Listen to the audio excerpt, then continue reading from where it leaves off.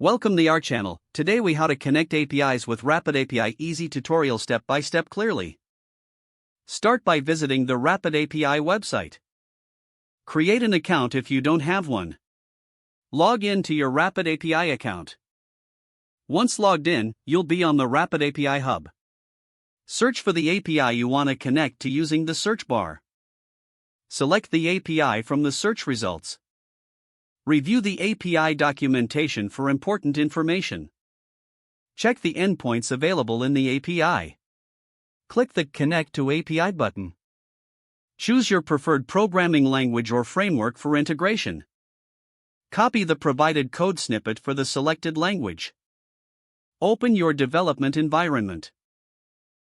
Paste the copied code snippet into your project. Replace any placeholder values with your own API key. You can find your API key in your RapidAPI dashboard. Make sure to handle any required parameters in the code. Test your API connection by running the code. Monitor the results to ensure the API is responding correctly. Adjust any error handling as needed based on the API documentation. Once everything works, you can start using the API in your application.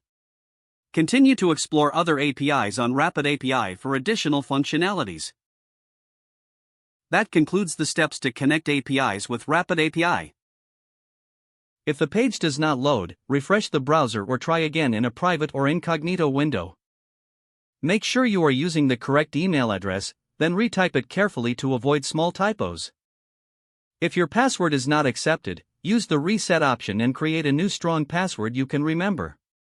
Check your spam folder for verification or security emails, then complete any requested confirmation steps.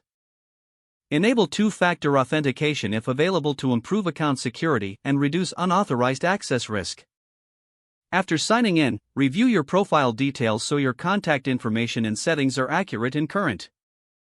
Don't forget to like this video and subscribe to our channel for more step-by-step tech guides.